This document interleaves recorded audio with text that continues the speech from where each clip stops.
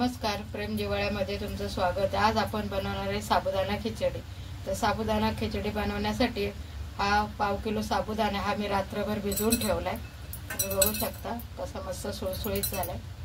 रात्रभर भिजवून ठेवलाय आणि आता मी सकाळी याला बनवते। तर हा पाव किलो साबुदाणा आहे, हे शेंगदाणे 100 ग्रॅम, 2 बटाटे, हिरवी मिरची आहे 6-7 आणि कढीपत्ता। चला तर आता मी कढई घ्यायसाठी ठेवले, तर शेंगदाणे भाजून घेऊया।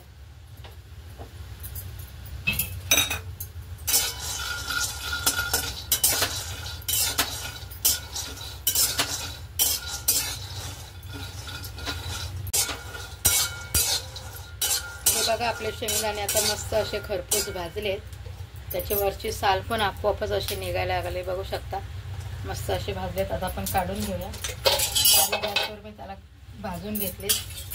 आता हे सगळे शेंगदाणे आपण काढून घेऊया।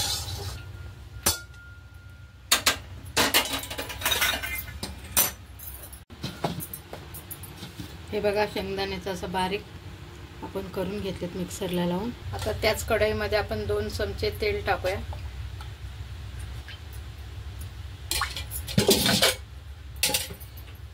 गॅस मोठा करूया आणि त्याच्यामध्ये आपण हे बटाटे टाकणार आहोत। बटाटे चांगले खरपूस भाजून घ्यायचे। हे कच्चे बटाटे म्हणून याला थोडासा वेळ लागेल। त्या तेलावर चांगले आपण खरपूस भाजून घेऊया। हा बघा आपला बटाटा कसा मस्त असा खरपूस भाजलेला गेलाय। याला मऊ पडण्यासाठी आपण 1 चमचा इथं मीठ टाकतोय, म्हणजे हा अजून सॉफ्ट असा मऊ होईल।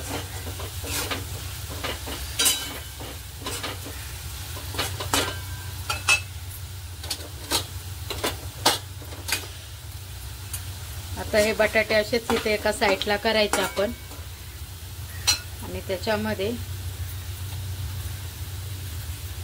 1 चमचा जिरं घालायचं।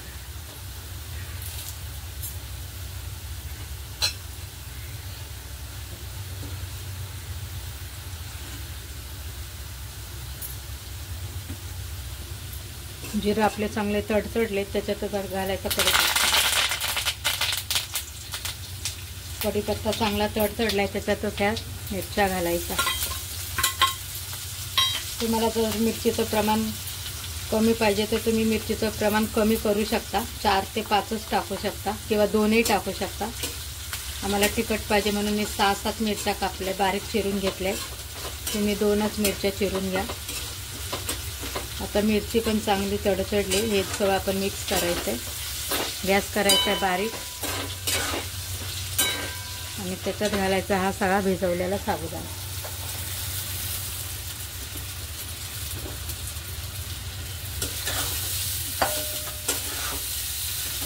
आणि चांगलं मिक्स होऊन द्यायचंय। असं खालीवर 4ही बाजूनी चांगलं मिक्स करून घ्यायचंय।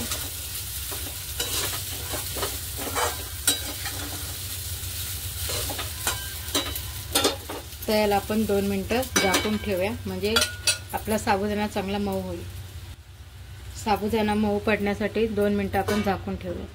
झाकण काढते आणि बघू शकता आपली खिचडी मस्त अशी शिजली आहे आणि मऊसर झालेली आहे। आता आपण याच्यामध्ये शेंगदाण्याचा कूट घालूया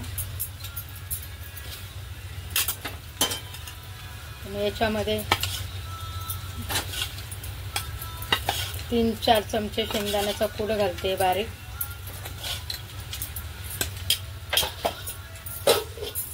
आणि परत एकदा याला हलवून घ्यायचं असं।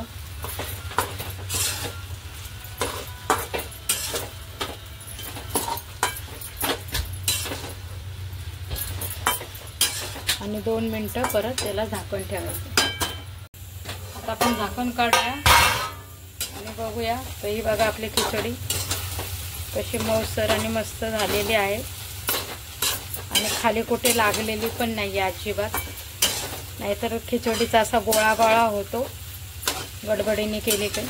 मस्त आपली खिचडी झाली। आता आपण याच्यावर 1 चमचा तूप टाकूया।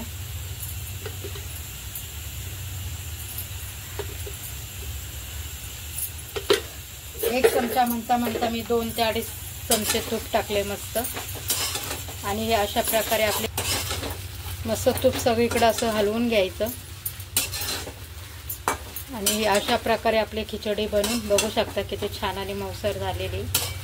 हे बघा. आणि याच्यात म्हणजे मी साखर टाकलेली नाही, आम्हाला साखर आवडत नाही म्हणून टाकली नाही. तुम्ही याच्यात थोडीशी साखर टाकू शकता, त्याने चव पण छान होते, पण माझ्या मुलाला आवडत नाही म्हणून मी टाकली नाही. ठीक आहे. तर आता आपण करूया गॅस बंद. आणि अशा प्रकारे आपली खिचडी तयार आहे. ही बघा, अशा प्रकारे आपली मऊसर खिचडी बनवून रेडी आहे. तुम्हाला जर माझी रेसिपी आवडली असेल तर माझ्या व्हिडिओला लाईक करा आणि चॅनलला सबस्क्राईब करा. Tata bye bye.